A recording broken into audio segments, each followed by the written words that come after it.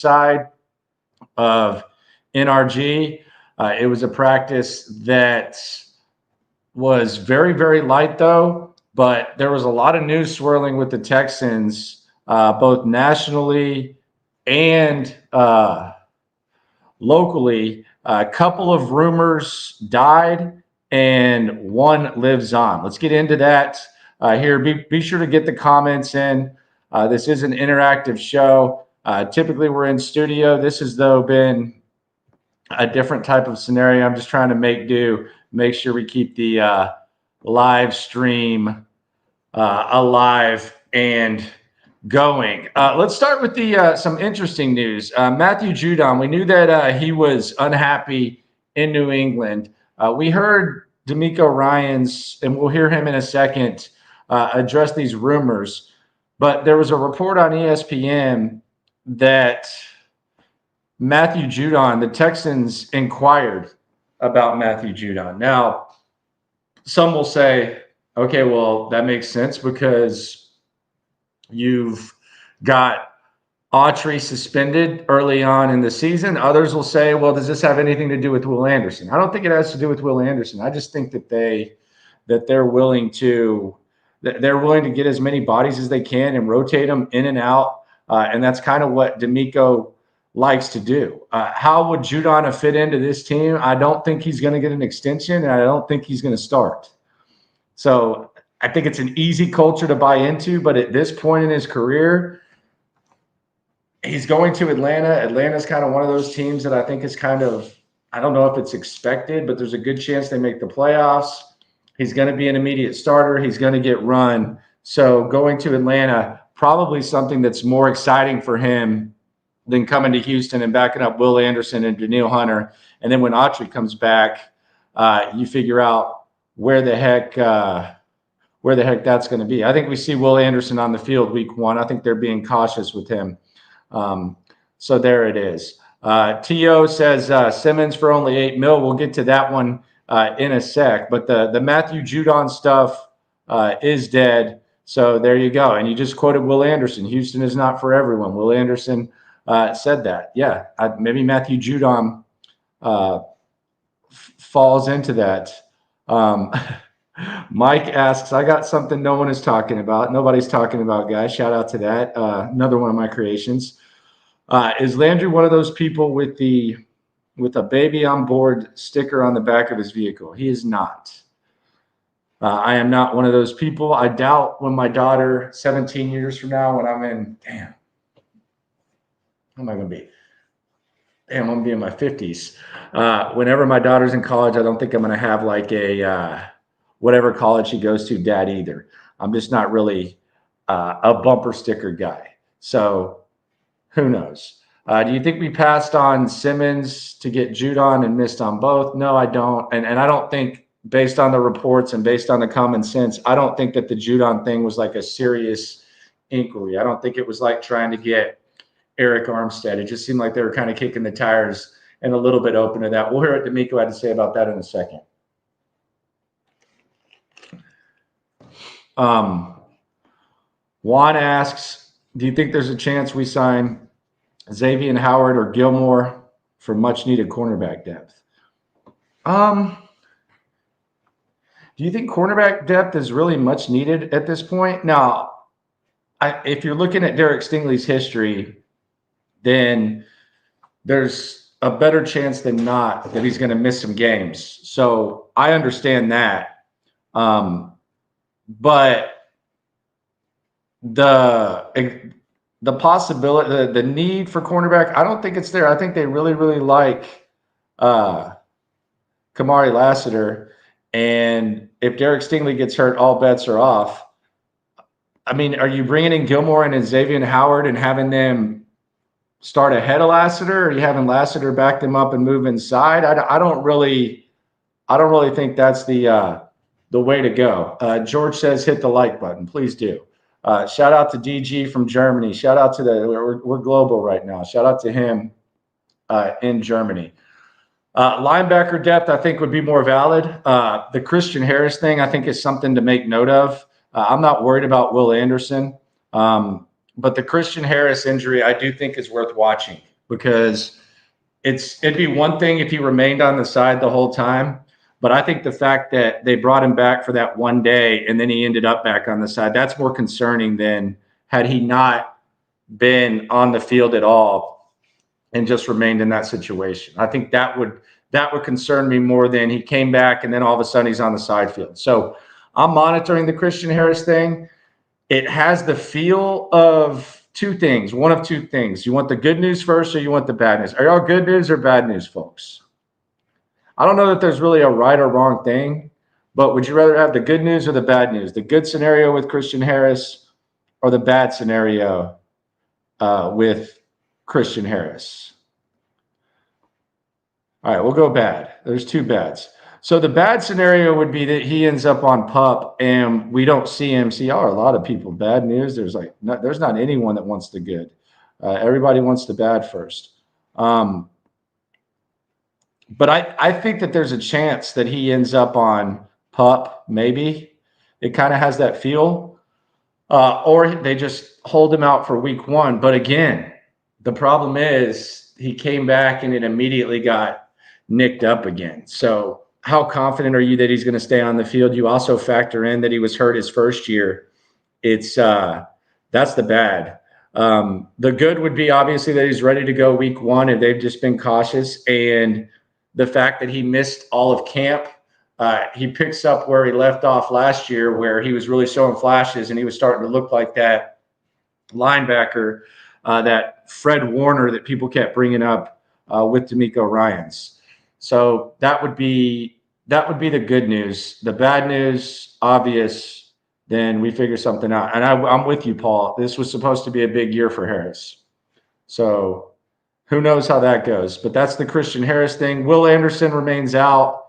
I wouldn't read too much into it. I think Will Anderson's going to be fine. I think they're going to be cautious. I think they saw what happened last year with him where he was hurt and he was still playing, still ended up being Defensive Rookie of the Year. But I think they're going to make sure he's a full go because the reality is, like, if Will Anderson can walk, if you leave it up to him, I think he's going to go practice. I think with guys like Will Anderson, you have to be overly cautious when it comes to when you let them go out there or not. So the Judon thing, that is one rumor that ended. Per ESPN, the Texans inquired about Judon. So that's dead. And it never really was alive. We heard about it after the fact. It's not. I didn't hear too many Texans fans, unless you're playing EA Sports, saying, "Hey, we really gotta make a trade for Judon." Didn't quite hear that. Then we have these the death of another rumor, Justin Simmons, and there seems to be a decent portion of the fan base that's kind of pissed about this. But with the uncertainty at safety. They've insisted that they feel good about their safety situation, and maybe they're telling the truth because Justin Simmons is going to the ATO as well. So Justin Simmons is gone. That dream is dead. And right now, your nickelback is Jalen Petrie, a guy who's going to be playing borderline starter-ish stuff is going to be Eric Murray. So we're going to see Eric Murray on the field a little bit. That's somewhat concerning. Mike says he's worried about backup running back. We'll get to that on the back end because that actually made the rundown today. So we'll get to that. How have the linebackers looked? They've actually looked pretty good. I think Hanson's a better – I don't want to call him a starting caliber linebacker yet until we see it in an actual game. But I think Hanson's a guy that's going to be around this team for a long time. He's really, really good at special teams. DeMeco pointed him out as a guy who can play all 3 linebacker positions. He always seems to be making plays. He's just kind of got like that. You know how every team needs kind of like that random meathead guy that looks like he carries a water jug to class in high school or something like that because he has to hydrate? That's just kind of what Hanson is. I like Hanson. I think that he's I think that he has a place on this team. They love Azeez Al-Shaair. They like him a lot. Toto, look, here's my problem with Toto. He scares the living crap out of me in coverage. I think they like him just playing linebacker. but he scares the crap out of me in coverage. And then you have a bunch of guys that I think you would mainly consider special teams. I think when it comes to cuts being made and you see some trades and maybe you see some signings, I think linebackers probably is something to watch. So Simmons, I guess, gave up a lot of deep plays last year. That's fine. He didn't get cut in Denver because of performance, though. Let's be honest about that. I know that a lot of times whenever you want someone on your squad and then they leave, you find yourself kind of saying, well, he wasn't that good anyways. It's like he's an upgrade of what they got, right? He's an upgrade of what they got. He's a leader. And Denver gave Russell Wilson that crappy contract, and they're kind of in rebuild mode. So that's why they got rid of Simmons. They didn't get rid of Simmons because he's not a good football player. And they didn't ignore Simmons because he's not a good fit here.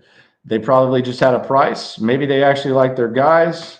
But yeah, who knows? Shout out to John. Appreciate you for coming through. Like it. Yes, please. Like the video. Shout out to Nuck. Do you think when Autry comes back, the Texans are rolling? We'll see. I mean, 6 weeks is a long time. We'll see what he looks like. We'll see how he fits in. I will say that Mario Edwards has looked pretty damn good even before that. Kumbaya, brother. Always, always, always, always. I'd rather have Simmons give up a big play or two a game and recover in game than have full season of Petrie getting beat and never progressing. Yeah, it's scary. It's a scary thought for sure. Davis hasn't been practicing. Is Davis hurt? Timeline was kind of going crazy today with the trade rumors, which brings us to the rumor that has emerged. The Simmons rumor, gone. The Judon rumor, gone really before it even started. Davis Mills rumors emerged today at practice. I guess he was on the field, then he was off the field, and people started kind of freaking out, and there was talk about, oh my gosh, what's going on with Davis Mills? I think I saw Adam Wexler over there at 790, who, by the way, shout out to Wexler, man. That dude is at every freaking practice. And he is very attentive, and he is watching every damn play of practice. I mean, just absolute encyclopedia when it comes to the numbers. I'm trying to find his tweet here and what he said about Davis Mills. And we'll hear DeMeco Ryans talk about that as well. But here's the text from Wexy.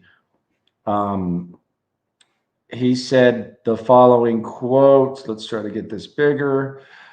Team drills do not include Davis Mills. He was on the field when media was let in at the start of practice. He's no longer out here.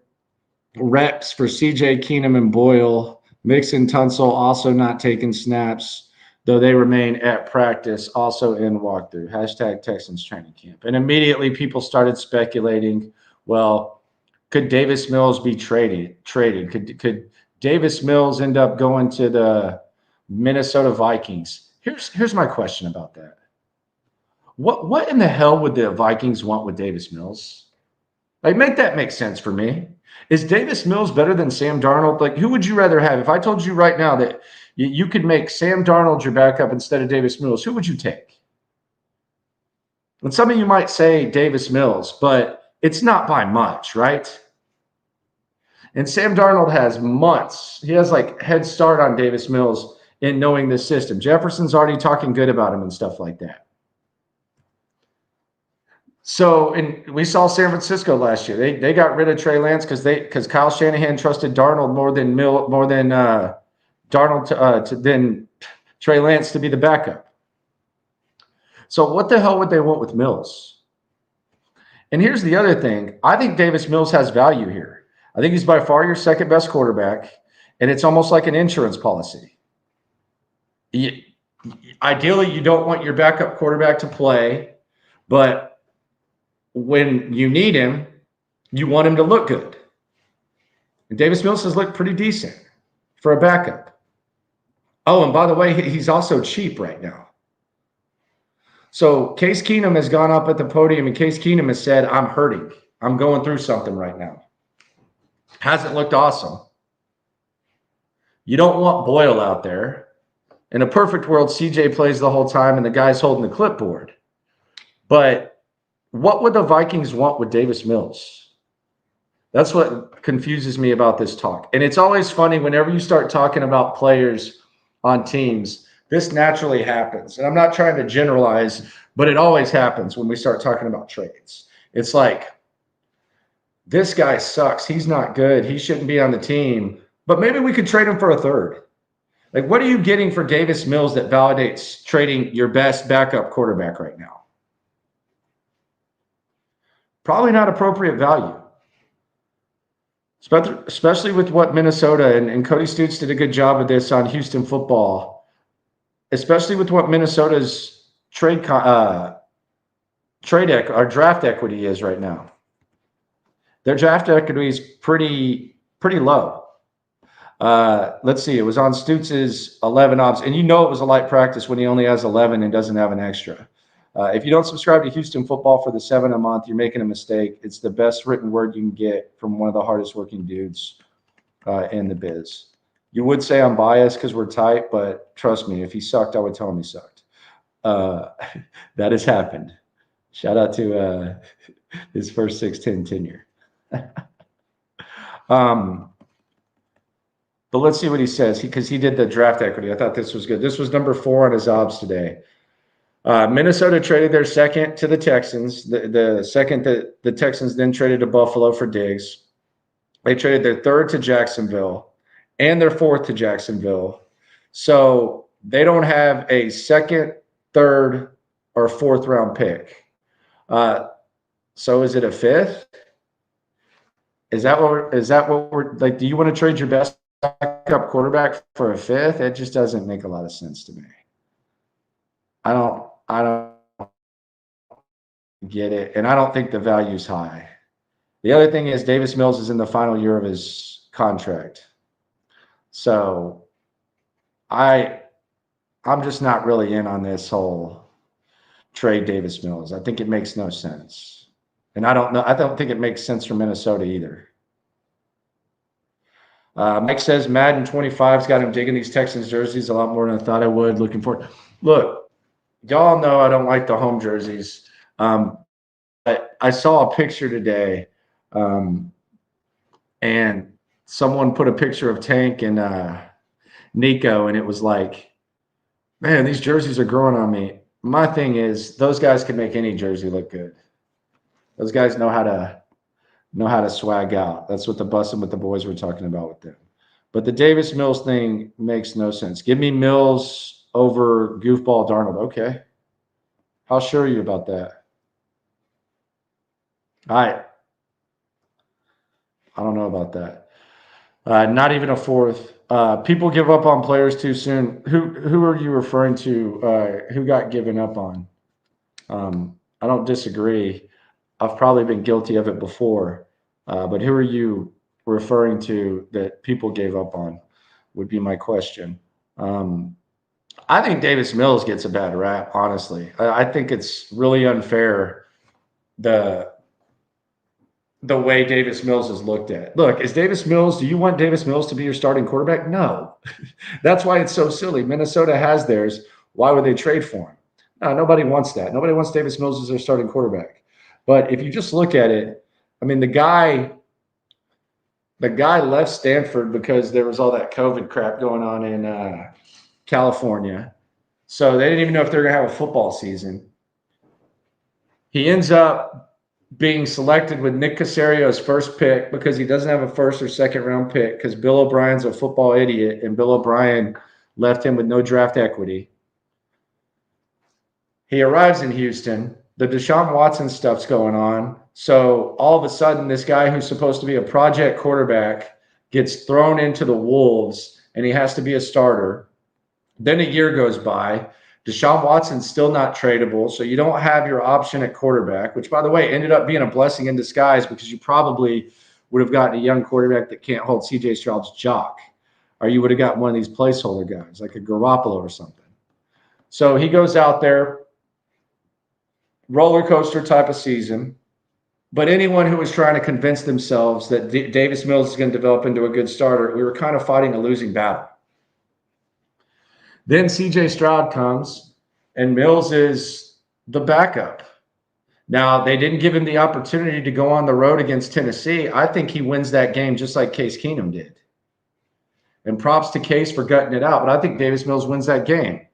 And then when they took on Cleveland, Keenum looked like he wasn't even ready to go, and he wasn't even competent. He looked kind of cooked. So Davis Mills is trying to play his way into having a long career as a backup quarterback. There's no shame in that. There's no shame in that. But I ain't doing no Money Mills type of thing. Yeah, he ain't it. But I mean, what is it? Like, you don't think Davis Mills could be a good backup? Nobody thinks Davis Mills is a starting quarterback. There's nobody in the world that thinks that. You know what most backup quarterbacks are? I hate to break this to you. Black Eighth Element. Always good having you in here, my friend.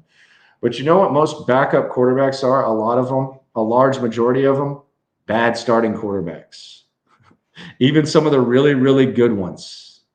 Some of the really, really good backup quarterbacks, bad starters. There's no shame in that. So I just think we got to take a step back and look at what Mills is. He's a spare tire. I think that's a good evaluation. We'll see how that goes, but I think trading Davis Mills would be kind of a mistake. It is the locker room. We're on the road out here. Be sure to subscribe, like, ride along. We'll get into the running back position. We'll also get into some other things to watch for. I'll be out at the game back in Houston tomorrow. We'll have the night stream.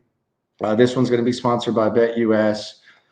Maybe try to get something special for y'all. It's going to be nice to be back in the studio. But let's hear what DeMeco Ryans had to say after practice. DeMeco Ryans, all these things that we're talking about, he was asked about. And here's what the head coach of the Texans had to say. I want them to witness and see, what H-Town atmosphere is like. So I'm excited to get back into our stadium. It'll be fun. For having very creative blitz packages, really creative with your designs, especially on third downs. Obviously, you try to taper it back off. What's kind of like that balance from not showing too much, so teams can game plan on you, but still wanting to get some good quality reps while out there on the field?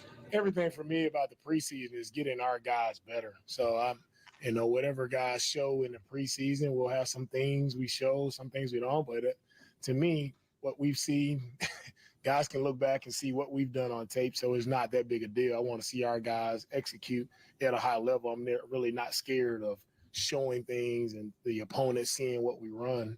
At the end of the day, it's about our team improving and getting better with what we asked them to do and being able to do it. I think in live game situations, that's where it counts most. And that's where you have to see what can guys truly handle, right, when the lights are on. So I'm not opposed to running whatever we need to run to make sure we see what we need to see from our guys. And preseason is a lot about evaluating guys. So, you put guys in situations to see, what can they handle. And that's what it's all about. I mean, he can say that, but he's not going full out game plan in the preseason. I mean, I know I get what he's saying, but I mean, he's not going to dial up a blitz that he might dial up week one against the Colts. And Bobby Slowick's not going to run the offense and run the same type of game plan that he would. So I get it. You want to see it. You're not worried about it, but he knows that too.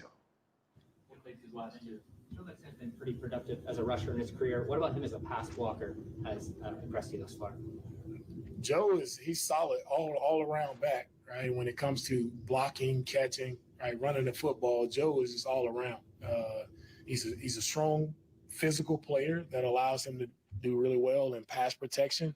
You can ask a lot of him in pass protection. You think he he matches up well versus any blitzers, whether it's linebackers or secondary defenders. He does a good job of matching up and staying attached in the passing game, and that's what you like, just giving the quarterback just a little more time, right, to make plays, and Joe will be capable of doing that for us.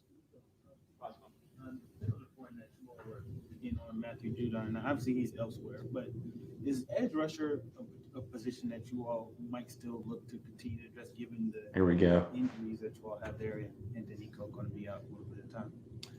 Good football players is what I'm looking for.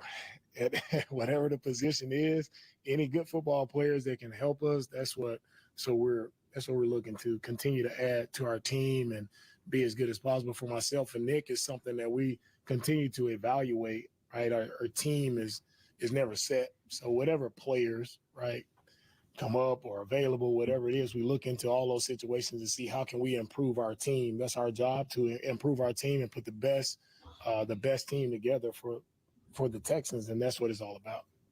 All right, thank you guys. There you go. Kind of short and sweet from DeMeco.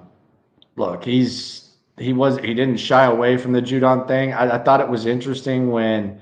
Who was it that Caserio mentioned? He mentioned edge guy unsolicited early in camp. I thought that was kind of interesting, but DeMeco's not shying away from that. He's damn sure not putting his game plan out there. They asked Cam Akers about Cam Akers' pass blocking. He said it was good. So this brings me to one of the comments, and shout out to Dietology for the Super. Much love. Are they cutting King after trading Petrie to be the? I'm assuming you're talking about the nickel. Look, I don't know. I didn't think they were cutting King last year. I think King can still help you in a lot of ways. So my guess would be no, but my guess would have been no last year. So once they cut you one time, it just all bets are off. So. We'll see. I mean, would it be the most surprising thing in the world? Probably not. Would I bet on it? No. Andre really wants an understanding on this wide receiver group. Is it going to take seeing some depth pieces in the game with CJ to get a final look at Metch, Skoranek, and Hutch? They speak very high of Hutchinson. Hutchinson's performed in games. Mechie is not. Mechie should be playing this whole game. I said this. I forgot who I was talking to. Like that, the way in which Ali Gay played in preseason game 1, that's what I'd want to see from Mechie. I want to see someone getting better as a football player over the course of 4 quarters. And I think there's a lot of times where it just seems like John Mechie. It seems like whenever special teams is going on, John Mechie should be right there in the mix of it. But he's kind of on the side with the Diggses and the Dells and stuff. And I don't think he's that. So yeah, I would like to see Mechie. I don't know what more Hutchinson really has to do. Maybe he can separate himself even more. Is Akers our RB2? I think that's the main thing to watch. I think that's the main thing to watch this week and I think it's very important. And I think this has been a concern for a while. And it was a concern last year as kind of a weakness. I think that they need to very much get a look at Dameon Pierce, and they need to get a look at Cam Akers in an in-game situation. They need to get a look at those guys in an in-game situation, and Cam Akers needs to run behind the first or second team offensive line. Hell, maybe even rotate series. Like if the starting offense is going to play, maybe rotate a series. But we got to get a look at that, because the assumption that Dameon Pierce was going to be RB2, I don't think it's safe. So, yeah, I really, really think we need to get a look at that. And I also think this, and I think this is right there too. I need to see what the safeties look like in some way, shape, or form. They're not going to get challenged as much as they wanted to, but I need to get a look at that. Rock WP, and I think Rock was the one who I want to give him credit, because I think he's one of the best Texans Twitter follows. Rock, if it was you who did put up the tank and Nico pick, tell him your Twitter handle because he's one of the best. He's one of the best Texans Twitter follows, hands down. As far as just getting the hype and the feel and the pulse and stuff. I think I might be race card myself. I'm pretty sure. Let me see. Yeah, I think it was you, but I don't know what the Twitter handle was. I just know I follow. If they wanted to trade Metch, don't you think they'll be force feeding him to up his stock?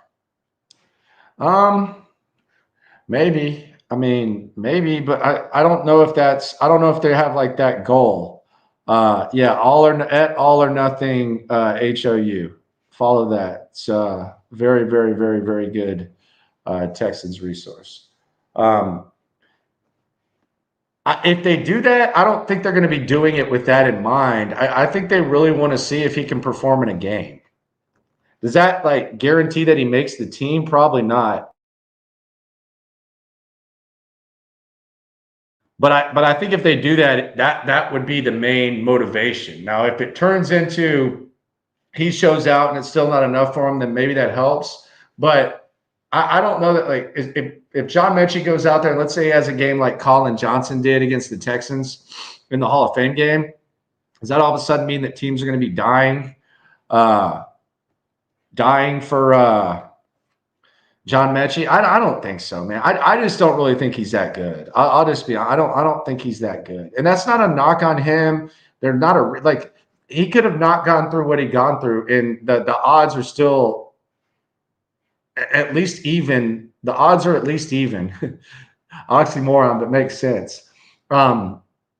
That he could have ended up not being very good. And I don't think he is up to the caliber of players that they have on the back end of this roster. I don't think he's as good as Johnson. I don't think he's as good as Hutchinson. I don't think he's as good as Woods. I don't even think he's as valuable as Skoranek. I just don't. That doesn't take anything away from him, but I just don't think that. Let's talk about the offensive line. Yesterday we talked about the 2023 class. I didn't even mention Juice Scruggs, which shame on me. And it's easy to forget about Juice Scruggs because you obviously talk about three names. You talk about CJ, you talk about Will, you talk about Tank Dell, and it's probably going to end up being the best draft in Texans history. Could be one of the best in recent NFL history, but you talk about those three guys. Sandwiched between them was Juice Scruggs at a position of need. Let's hear from him. I always enjoy hearing Juice Scruggs. Here's what Juice Scruggs had to say when he met with the media. Since last season, game situation, what do you think about me for you guys? Definitely excited. Get out there in front of the fans. I know they're excited to see us. Definitely always good, though, being in NRG and come out and showcase our talent. To have all five of you guys back together again. Yeah, it definitely felt good. Definitely getting that chemistry down. It's going to be big for us going into the season. But, yeah, just for us to finally be on the same field and be healthy was a good feeling for sure. You have all five of you guys together. How long does it usually take for you guys to gel and get where you need to be? Really, it could take anywhere from a couple days or to a week. Like, it just depends on like how many reps we get and how long we're out there. But really, like the more we're out there, the better.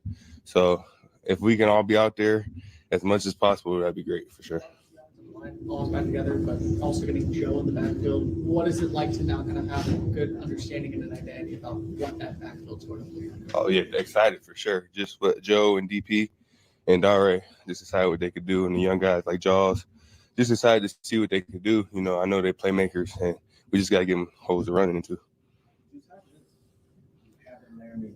Enhance the offensive line. Oh, it's big. My opinion, the best left tackle in the game. So when you got a guy like that out there, it's easy, for the rest of us to do what we do because we can feed off his energy. And he doesn't talk much, but he's loud. Like, it's a loud personality. So definitely having him back in the lineup is it's a blessing for sure. What's your comfort level now making a line call? I mean, you started got back in, got hurt, but now you're back in it again. Where do you feel like you are as far as getting it down and making a line call week to week? Yeah, definitely a lot better than last year. Definitely it was a lot flying last year, rookie year, but it's slowing down a lot more this year. And I'll definitely say I'm not where I need to be, but definitely in the right step forward for sure. How much have you seen from rookie Blake Fisher? It's not too many times a rookie gets thrown in the fire like that to go up against Will and Daniil in practice like that every day. Definitely, he came in prepared for sure. He came in with that same mindset I had last year, next man up. So he definitely came in ready. And I told him going against them too is just going to make him that much better of a player. Keep his confidence level up when he loses a rep. And for somebody who went through this last year where you were a rookie, is that an important part of just establishing yourself inside the locker room? Oh, yeah, for sure. And I told him this too, like when you lose a rep, like there's no need for you to lose your confidence because like you're going against the best of the best, especially with like Daniil has been doing this for a decade, almost a decade now, and then you got Will who showed how good he was last year. So just going against those guys, like don't get your confidence down. Just know you're going against some of the best guys in the league. We talked about this earlier in training camp, but now that you and Kenyon have had 2 games, under your belt now, what has that continuity been like? It looks like you two are moving as one. Yeah, no, definitely. Just us being on the same page, and for me and him to be like that, it just shows that we're taking the right step forward. But all 5 of us got to be on the same page like that. And once we do that, the sky's the limit. Talk about Shaq Mason and what you learned getting to play with him. Oh, yeah. Shaq is a vet for sure. And I said this last time I was talking to you guys. He's just very underrated. He doesn't get the credit he deserves. And for him to have him next to me is like such a big part. And he helps me out a lot too because he's seen everything you could see, like playing this long in the league. So he's seen all the defenses, all the pressures, and he just knows like what to do and where to be. When do you start taking a peek to DeForest Buckner in week 1? When week 1 comes, yeah.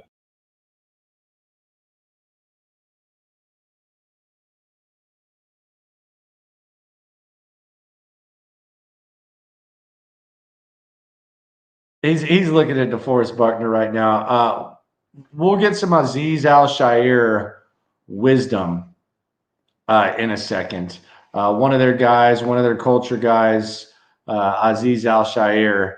I saw my man Texans commenter, man. He said he was speaking wisdom. I thought he was this close to saying he was well-spoken. I was going to have to drop the RC on him. I thought he was this close to saying that Azeez was well-spoken. Didn't do it, though. So no RC thrown your way. Let's hear from him. The linebacker position is interesting because Christian Harris is supposed to be the guy that takes the next leap, and you were supposed to put him by Al-Shaair, and Al-Shaair is supposed to be an upgrade or at least a lateral move with what Blake Cashman gave you last year, which was a lot. Blake Cashman was really good. Let's hear from Azeez Al-Shaair. You hear the way that Caserio and DeMeco talk about him, and I mean, he goes up there and spits some fire. Here is one of the new favorites of this organization. Little AAS wisdom for us on a locker room night stream. This is important for you to get ready for the regular season. I don't know. I feel like it's kind of like different. It's been different for me at least every year. I think my rookie year was the one time I played obviously every single game, and then the next year was COVID, and the following year I didn't play any preseason. Didn't play any preseason either. So I think it's just kind of like a feel thing. Like it's always good to get out there when you get out there with the guys. Like last week, got out there, had about 9-10 plays or whatever, and show some good stuff. Just communicating, make sure we're all on the same page, getting to tackle somebody, and DeMeco not yell at you, telling you to protect the team. So I mean, it's just kind of whatever for me, honestly. It's football, so go out there and do our job and try to execute at a high level regardless of the situation. So. Is that what's important? Just kind of reminding yourself you can do it, get hit, make a hit, get up. 100%. I'm good. You know what I'm saying? Like you just gotta go through it because there's nothing that no training, nothing you can prepare for that's tackling in football. Like you got to play football to be good at football. So I think it's always something that you just got to invite what it is. You know, obviously it's preseason. It doesn't count, whatever you want to say. But anytime you go out there and they got cameras watching, it counts to me. So, you know, I try to show up and everybody on our team shows up and brings their best. So, What have you seen from Henry? Hadn't been playing last year, you knew, but what have you seen from him since you've joined the team? oh, man, Henry. Like, I talked to him when I first got here, him, Christian Harris as well. You know, like just being young guys, trying to figure your way out. Like the first couple times talking to him, you could say they didn't really have too much confidence. Like, man, yeah, I tried a little bit. I thought I was doing good a little bit, but it's like letting them know, like, bro, put some really good stuff on tape, you know, and just knowing what it was like having to be in this scheme as a rookie, you know, for him last year and seeing some of the plays he was able to make. Like he made some really good plays. Like, and so I think for me now being around him, it's just more so like validating what he did that was good, showing him the things that I know that I've learned over the last 4 or 5 years of playing this scheme. And I think from where he was from the first day of OTAs to where he is right now is just like grown so much. And it's really exciting for me and I'm sure this entire team to see just the growth that he's been having in the last couple months or so.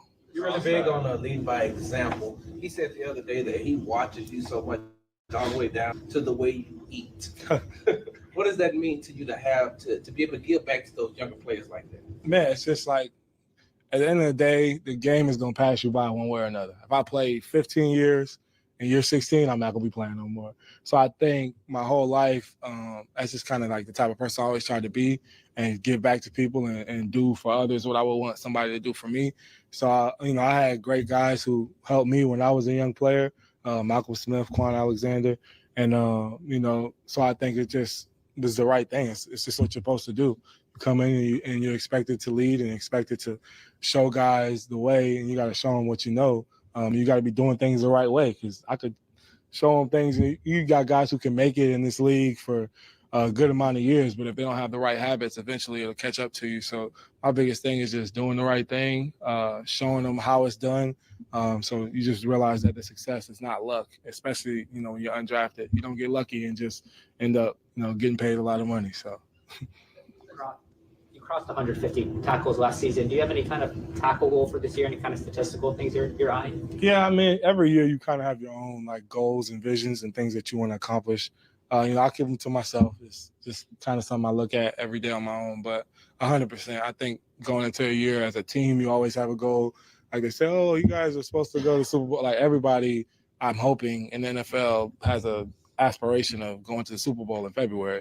But you just got to work every single day. So that's what I'm just trying to do for my personal goals and also us as a team, just showing up every day and then being intentional about what we're doing. What is, because, that's in the media. Sometimes we see the linebacker that has a lot of tackles. Sometimes we think they're really good. Sometimes it couldn't be as good. What's kind of the balance between a guy that's getting a lot of impactful tackles versus a guy just getting tackles? Oh, well, there's some good and some bad about PFF, let's just say it like that. But the thing that you can take from it with so much analytics that we have now is that it'll tell you where these tackles are happening. If they're happening 15 yards down the field, and it's probably not too good. So, you talk about whatever last year, I had 109 tackles that were all within 4 yards of the line of scrimmage. So I think you talk about impactful, closer around the line of scrimmage usually is better than not. So, I think obviously swarming to the ball, I'm going to get to the ball regardless of where the ball is, and that's just our mindset as a defense. But individually, I guess you can definitely get lost in translation of, how the tackle was made. You got 15 tackles. And I remember Johnny Holland used to tell us, nobody looks and sees how'd you get each tackle. They just want to see how many tackles you had. So he just tells us, if you run to that ball and you're on the pile and 3 different tackles, I just 3 more to the stat sheet. So it works both ways for sure. People talk about your leadership style and, how other people have taken to it. But how did that style develop? How you feel like it developed it? And how do you balance dealing with people with different personalities? Yeah, I think it's crazy, but I think God just kind of put everything that happened throughout my entire life, allowed it to develop to me being the person that I am. I grew up struggling, bouncing around from place to place. I went to a new school every year until I got to high school. That was the first time that I stayed at the same school for more than 1 year. So I had to deal with a new personality, new teachers, new students every single year. And I think it wasn't until I got to college where I realized, everybody is dealing with something different. Back in middle school and elementary, I was just like kind of sheltered a little bit because I just was, thinking I was the only one in the world going through something tough. And then you realize we all got a million different stories and a million different things that we experience in life, and nobody's story is the same. So I just think I got comfortable with who I was, but then acknowledge that where I have my own, shortcomings and feelings and all these different emotions, so does the guy right next to me. So he might be faking it just like I used to fake it when I was a kid, but he's going through a lot more stuff than you could think. So I think it's just realizing we all human, having compassion for somebody next to you, and just actually trying to get to know the person, not the football player. So then when we're on the field and I might yell at you because you're in the wrong spot or, whatever might happen on the field, just things getting heated, you don't take it personal because it's coming from a place of love and not just arrogance. So. Can you talk about your relationship and how it's grown over the years with DeMeco? I mean, he obviously respects you tremendously as a football player and man, but just that relationship and how it's where it is now. Oh yeah, man, it's so funny because just like from the time that I first met him to now, he's been the same person, and it's so funny because you talk to people who've known him when he was a player, they all say, "Oh, he's the same guy." So I think the thing that's just coolest about it is just he's been consistently the same type of person throughout really his whole life, since he's been an adult from what I've known. And then you talk about me and his relationship is just like the highest of highs and the lowest of lows we've been able to go through together. I mean, many times he done yelled at me, cussed me out, I done cussed him back out. A lot of back and forth when I was a young player. And it was really just genuinely like him trying to get me to understand the sense of urgency that you got to have in this league because, as you know, it's year to year, game to game, and everybody's livelihood. I mean, you guys get one more extra week to report when we win a playoff game and then go to the next week. So it's like there's so many people that are involved in a game. And you think as a young player, I'll be around for a while. Oh, you got time. I went to the Super Bowl as a rookie, and I have never been back. And if you would have told me that when I was a rookie, I would have laughed at you, said you were fooling, but literally never been back. So I think just understanding like that sense of urgency and that mentality that you got to have. But then he also showed me the love and the care by just being there, and being somebody I can look up to as a male figure. But then also just chopping it up with me off the field and, laughing, kikiing. Obviously I know his wife and his kids really well as well. So it's just a really good relationship. And I'm grateful for it for sure. Super Bowl team that you were on and then the teams that followed and then in Tennessee, does it give you a good sense of the type of team you have here? Yes and no. I think every year, you come into it, everybody comes into it with these high expectations. And, everybody, like I said earlier, everybody has the goal of, I'm assuming, I would hope that everybody has the goal of getting to the Super Bowl in February. But when you really start grinding throughout camp and, OTAs, all this stuff, and then the season starts and you get tested a little bit and you really get to see how everybody really meshes together. And obviously, right now I could say, yeah, man, it feels great. It's great because we're working really hard. What I'm saying? It hasn't been too many really tests come at all other than us going at it with each other. And it's been good competition. But it'd be so early to tell you, oh man, yeah, Super Bowl, right? No question. So you just, like I said, taking it one day at a time and just letting it play itself out. Every player that I've talked to on the offense and the defensive side of the ball said, exactly where everybody's supposed to be. How much pride do you take in that as far as your study habits are concerned? Oh, man, I take a lot of pride in it because at the end of the day, it just takes one more thing off of my plate, off everybody else's plate around it. If we can all know where you're supposed to be at, line up the right way, everybody can play a lot faster. So, you got some days where communication might not be as well. That's, days that I take real personal because I put it on myself to make sure that, I got everybody communicating the defense and lined up, ready to go. But definitely, something obviously I learned being with DeMeco when I was in San Francisco as a young player, like I said, making sure that you're taking command of the defense and then being around guys like Fred Warner who did it as well, so. No problem. Appreciate you guys. I'll take care. Goodness gracious. Appreciate you guys. Take care. My gosh. They love him. My Lord. Let's end on this. So we know about the hurricane barrel damage that was that was done to the stadium. They sent out, they being the Texans, they sent out a video of what it looks like and what the light factor will be. It's about a 32-second video.